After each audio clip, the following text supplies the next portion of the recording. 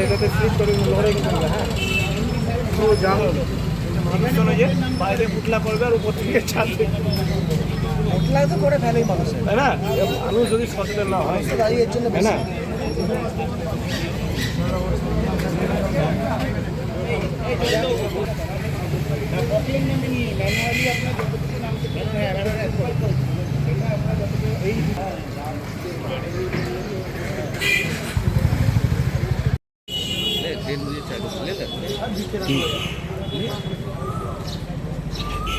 দেখ পাথর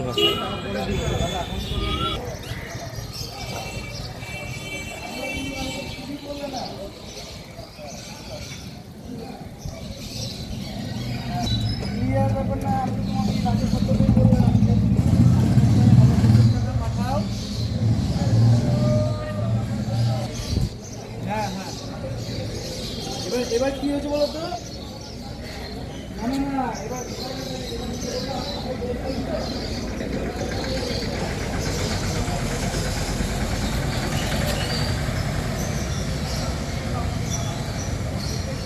আজকে দেখা গেল যে বিভিন্ন দেখুন এর আগের দিনকেও আমি বলেছি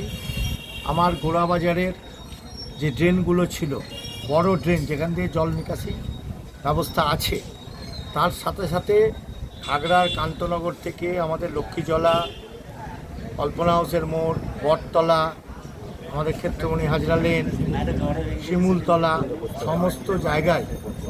ইন্দ্রপ্রস্থ ফুলকুমারীর মাঠ সমস্ত জায়গাগুলোতে অবস্ট্রাক্ট হয়ে আছে মানুষকে সচেতন হতে হবে মানুষ যদি সচেতন না হয় কেউ ড্রেনের সাথে একদম গেঁথে নিয়েছে বাড়ি তারপরে থার্মোকল প্লাস্টিক বিভিন্ন বোতল এইভাবে ড্রেনের উপরে ফেলে দিয়ে ড্রেনের জল ঠিক মতন প্রবাহিত হতে পারছে না এটা দীর্ঘদিনের সমস্যা আজকের সমস্যা নয় 30-35 বছর ধরে এই সমস্যা চলছে আমার বহরমপুর শহরে আগে এক সময় যত মানুষ ছিল তার থেকে এখন বেশি মানুষ বসবাস করছে সুতরাং এই জায়গাগুলোকে আজ পর্যন্ত কোনো দিন কেউ ধরেনি মিউনিসিপ্যালিটি তার গতানুগতিক প্রক্রিয়ায় যতটুকুন পেরেছে কাজ করেছে ইরিগেশন ডিপার্টমেন্ট যতটুকুন পেরেছে করেছে কিন্তু আসল সমস্যাগুলো কেউ আজ পর্যন্ত ধরতে পারেনি সেই ধরাবার জন্যই ইরিগেশনের অফিসার এবং মিউনিসিপ্যালিটির অফিসার তাদেরকে নিয়ে যৌথ প্রয়াসে সমস্ত জায়গাগুলো দেখানো হলো যাতে বহরমপুরের মানুষ অতিবৃষ্টিতে বা অতি অল্প বৃষ্টিতেও বাড়িতে জল না ঢুকে মানুষ যাতে বাজারে জলের মধ্যে দিয়ে হাঁটতে না হয় বাজারে নোংরা কাদার উপর দিয়ে হাঁটতে না হয় তার ব্যবস্থা নেওয়ার জন্য শুধুমাত্র মিউনিসিপ্যালিটি বা ইরিগেশনের দায়িত্ব নয় এই দায়িত্ব পিএইচই এমএডি ইরিগেশন মিউনিসিপ্যালিটি একসাথে মিলে বসে বহরমপুরের এই সমস্যা মেটাতে হবে তার জন্যই গত দুদিন ধরে এইভাবে আমরা পরিক্রমা করে চলেছি আগামী দিনও চলবে এই সমস্যা মেটাতেই হবে যেভাবেই হোক মেটাতে হবে রক্ষণাবেক্ষণের অভাব না গাফিলতি কি মনে হয় রক্ষণাবেক্ষণেরও অভাব গাফিলতিরও অভাব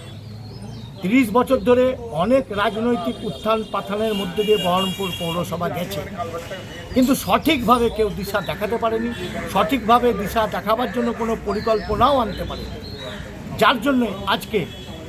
আমাকে ইনাদের সহায়তা নিয়ে সমস্ত এলাকা পরিদর্শন করে দেখাতে হচ্ছে কোথায় কোন জায়গায় কি অসুবিধা সেই অসুবিধাগুলোকে কিভাবে ওভারকাম করা যায় এই প্রচেষ্টা করে বাস্তবে রূপদান না দিলে বহরমপুরের মানুষ অতিবৃষ্টিতে কম বৃষ্টিতে কষ্ট পাবে তাদের বাড়িতে জল ঢুকবে সুতরাং এটা আমার নৈতিক দায়িত্ব সেই নৈতিক দায়িত্বের কাঁধে নিয়ে আমি ছুটে বেড়াচ্ছি